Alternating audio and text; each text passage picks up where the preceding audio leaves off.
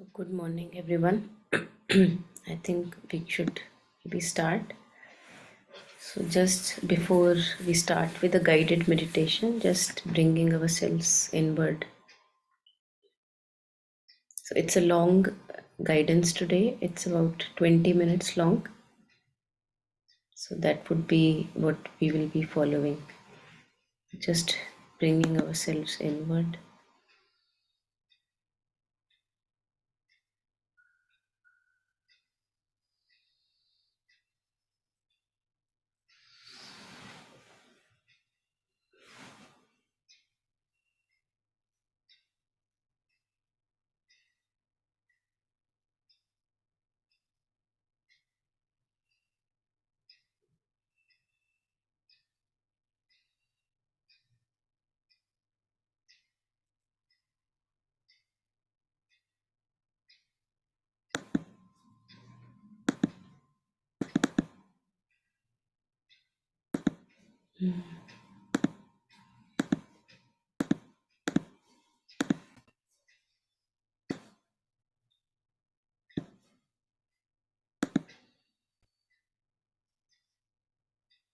Listening to the sounds of the morning, our bodies shuffling and shifting as we find our sitting positions, sneezing, clearing the throat, the sound of my voice.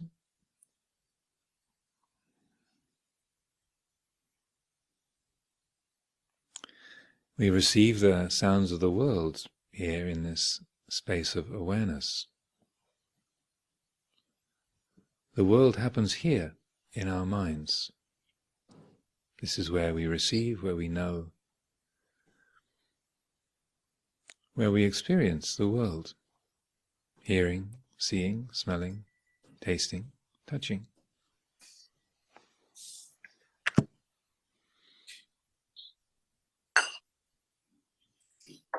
This is where the world is felt, is known.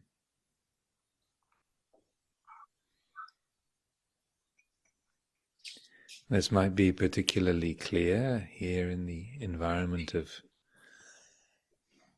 the retreat center at Amravati. But just because the perception of the body getting into a car and driving out of the gate, moving down the roads, through the streets, an airport, just because the patterns of perception change doesn't mean that the world is happening anywhere else. The world of the M25, the London Underground, the road to Northampton, to Wales, New Jersey, Sri Lanka.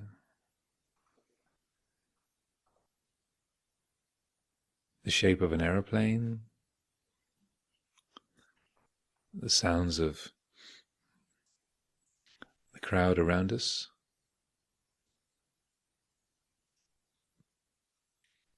the open sky, the road beneath us.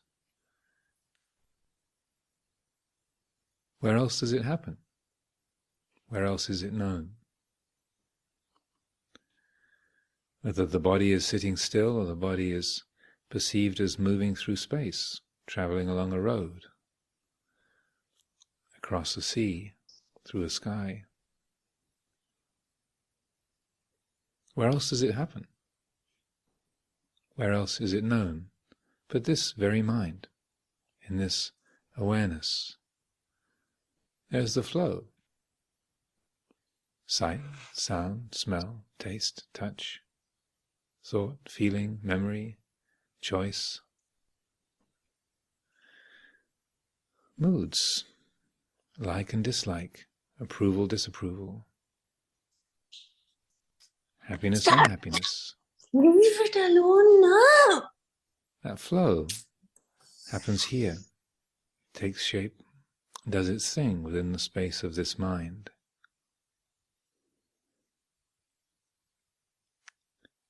So even though there's the perception of this is the last day of the retreat and I have to go off to my place, to my home, continue my travels. There's the perception of somebody going somewhere, but actually all of us are always here. This is described in the Insights of Douglas Harding. The world happens in your mind. The world comes through us. We don't go anywhere. Every single one of us is always and has always been nowhere but here. Everywhere you've ever been was always the center of the universe. Without fail, all the time. Wherever you were throughout your entire life, even as a baby, even in a coma, you were always here. The world happens here, is known here.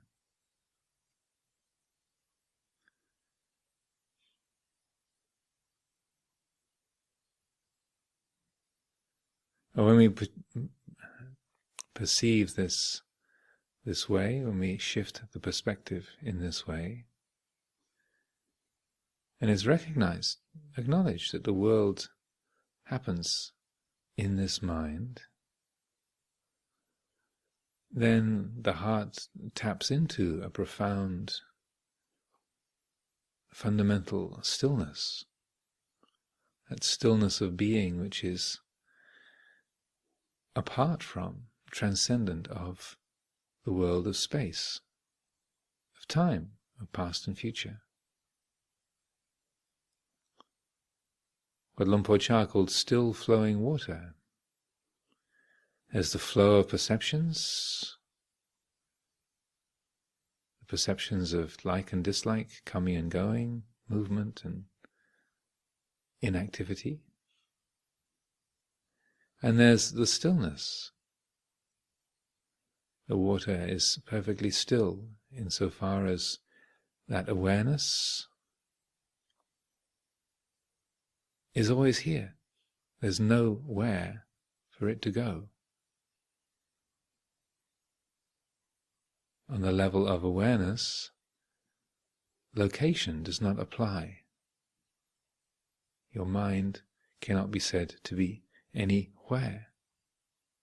Here and there don't apply, really. The mind is unlocated. Three-dimensional space does not really apply in the world of the mind.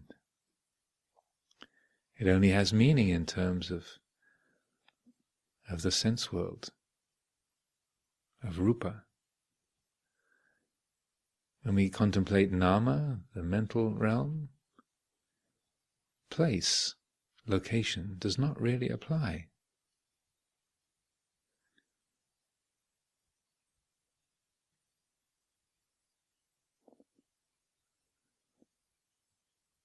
The world happens here.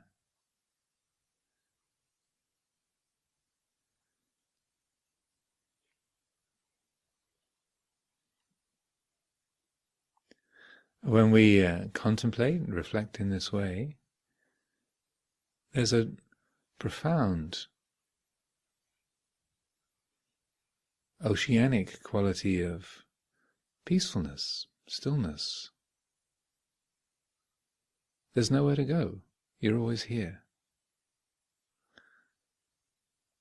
This is a way that we can help to break the habits of becoming, the endless leaning into the next thing, the mind drawn by the pull of what's coming, that we want, that we don't want, that we are responsible for, that we're worried about.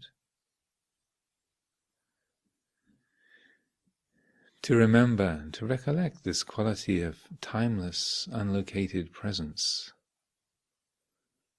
as a fundamental stillness, timelessness, of our own being that we can realize, we can draw upon, be informed by. There's nowhere to get to. You're here already. There's nobody going anywhere. It's just conditions of mind that are changing.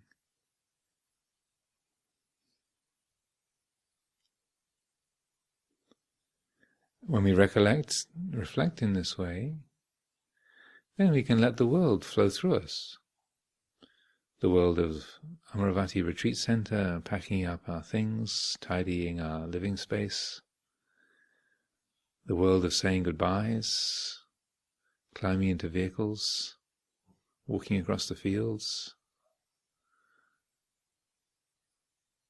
The footsteps are still known in the mind. The car seat is known in the mind, just as the zafu and the zabuton. The sight of the sky above the M25, the feeling of the other cars around us, the aroma of the London Underground comes, goes, changes. It all happens here. So as we relate to experience, the flow of perception and mood, we realize we never have to leave the retreat. The retreat is an internal seclusion, what is called citta viveka, the seclusion of the heart. The attention is not being drawn out and getting lost in perceptions. It's not going out there, but stays in here, stays with the quality of knowing, with vijja, undistracted, clear, receptive, present, perfectly peaceful.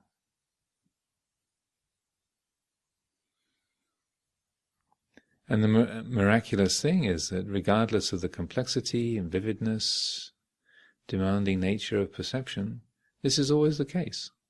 No matter how loud and mobile the world gets, it is still just patterns of consciousness, sight, sound, smell, taste, touch.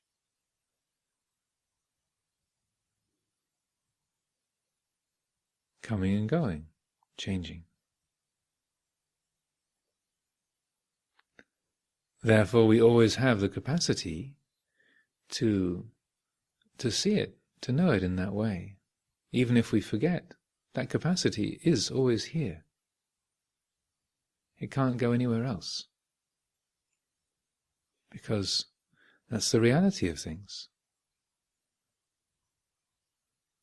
Even with perceptions of great agitation or personal responsibility, it's still sight, sound, smell, taste, touch, mood, feeling, memory, arising, taking shape, dissolving. It's all known in the same place.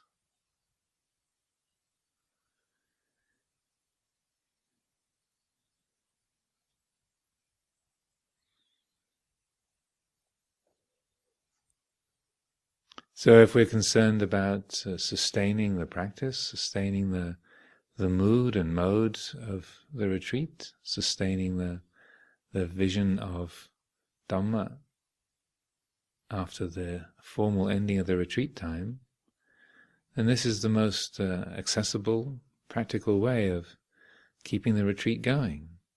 That the viveka, the retreat, is sustained internally. We keep the citta viveka alive through the attitude that we have, remembering, oh, this is just the world happening in my mind. And not in an abstracted or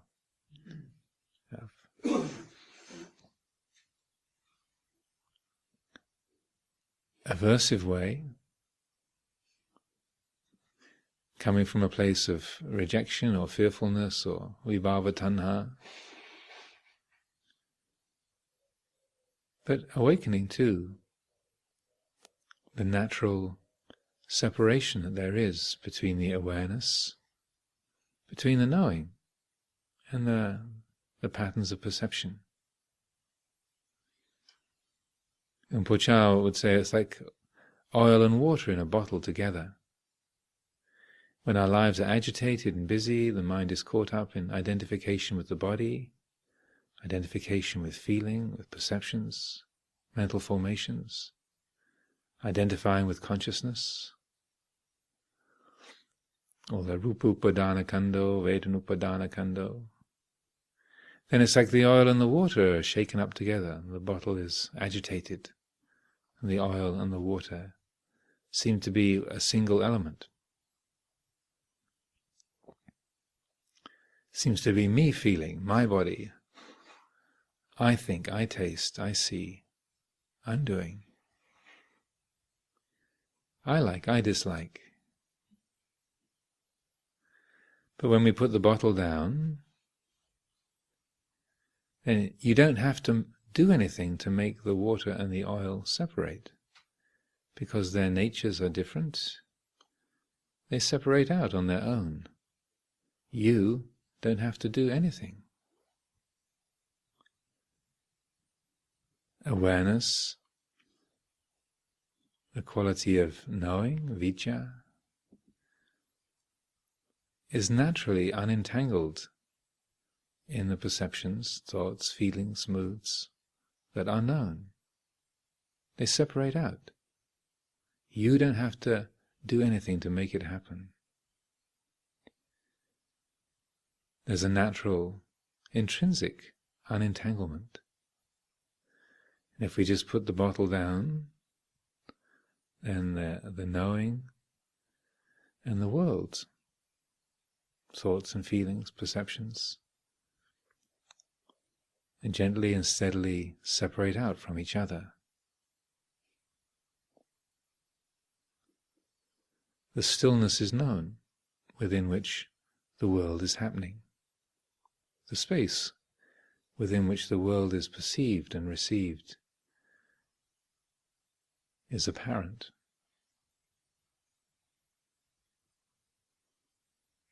This is the portable viveka, the portable retreat.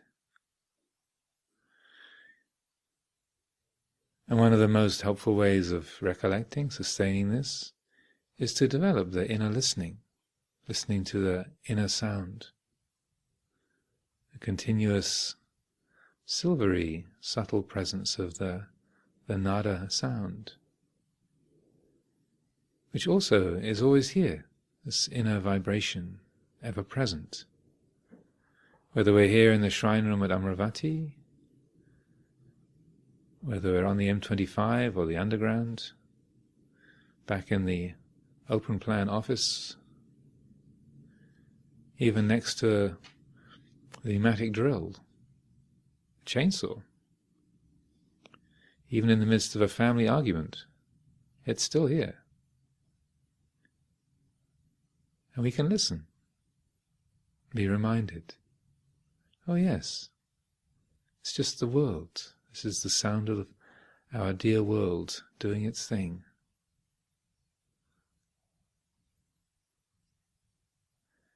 And when we listen to the nada sound, it can be the perfect catalyst for a quality of recollection. Its own attributes help us to remember the timelessness, the spaciousness, stillness of being, the stillness, spaciousness of awareness that is the environment, the container for all experience. So this isn't creating a sort of isolated internal bubble that we go and inhabit and insulate ourselves from the nasty world or the family discussion. It's not a hideaway. When there is this citta viveka, this internal seclusion, there's still a perfect attunement to the things of the world, to our actions, the people we're with, the world around us, our breath, our body. There's an attunement, a participation, but it's completely unentangled, unburdened.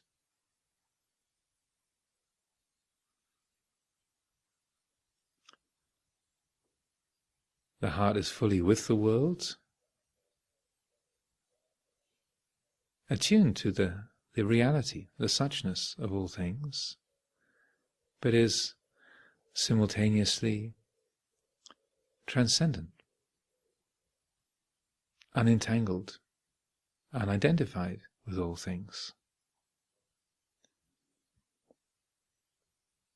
It knows the emptiness, the sunyata, the emptiness of all things.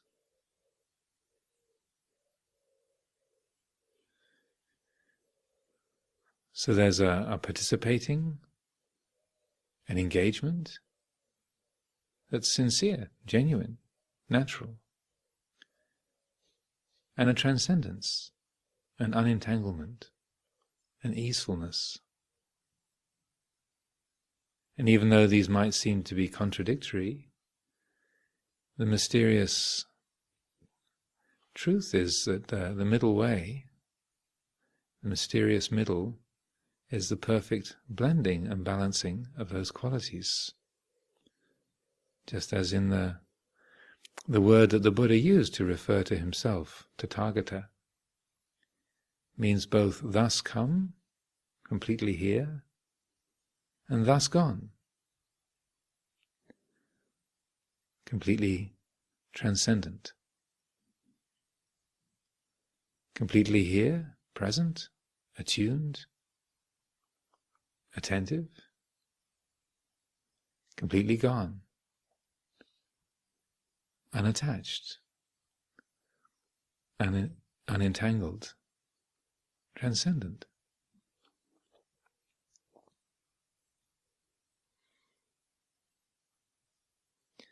Perfectly mindful and concerned, attentive to the things of the world, yet unburdened, unconfused,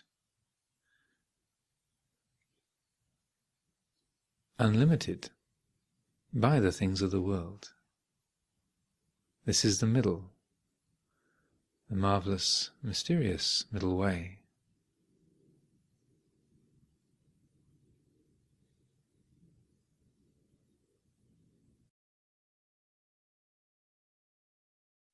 As we settle into the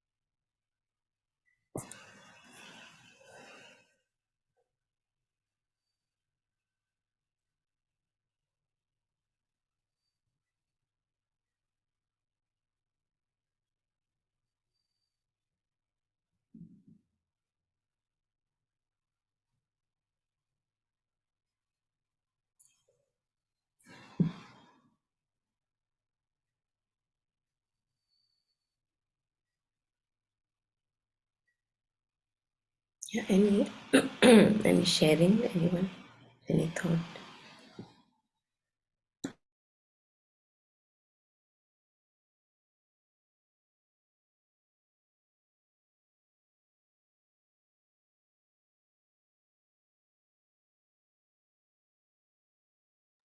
I just love the word portable retreat. It really kind of, I felt it was so right. It really is a portable retreat. We can carry it anywhere. And the minute even if we are in a crowd or wherever we are, or even when I'm disturbed, at least I do it, I try and go within. And so this portable retreat word is just right for it. Absolutely, yes.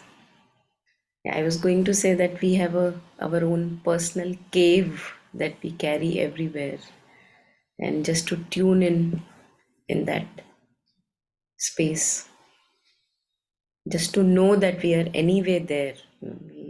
It's not even that we have to attain it from somewhere else. We are anyway always there in that retreat, as you said.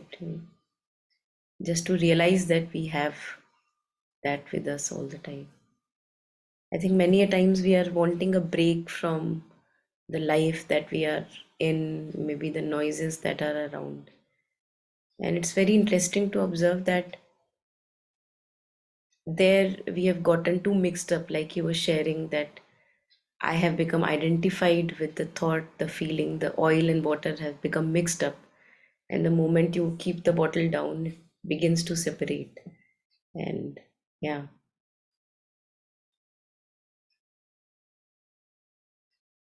And like this personal cave you're talking about, Mm. there's this video by Thich Nhat Hanh. I think maybe you played it long time back. Oh, Our, yeah, our quite personal possible. island inside. Yes, Yeah, yes, that yes. is really a beautiful Yeah, video clip. yeah, yeah, Maybe you could play it sometime again. yeah. The island of happiness within, yeah, something like that. Yeah, Yeah, yeah, something like that. That's yeah, really, really beautiful. yes. They're all saying the same thing, but it's just that, sometimes it's so difficult to connect because we get so identified with whatever is happening outside or wherever we are. So the identification becomes much stronger than that ability to go within. Yeah. And just, right now you said that whatever is happening outside, Yeah, and but that's what he was sharing, that we think it's, even Rupert Spira also in many talks, he talks about that we, because of the senses, it feels that it's happening out there, but actually it's happening in here, what he was sharing today, that it's all happening in the mind all the time, but senses create an illusion that it's happening out there. So yeah, something to reflect yes. upon. Yeah, yeah. Thank you. That definitely is a Mm, beautiful thought to yeah, reflect upon. yeah, yeah. Definitely. Yes. And that's how I think we get empowered, that if it's not happening out there, if it's, yeah, if I look at it, yes, it's all happening in here all the time, then we also get the power to shift our attitude, because then it's not, my happiness is not dependent upon that something out there, but in here. So I think it also empowers us very deeply when we reflect over it. Yeah. Very right. Very right. As long as we feel it's out there, then you feel you have no control over anything. Yes. Nothing. Yes. Yes. Yeah. Thank you. Yeah. Thank you. Thank you. Thank you. Yeah. Any last comments? Anyone? Not want anyone to push them out of the cave, but if there is anything that you want to share.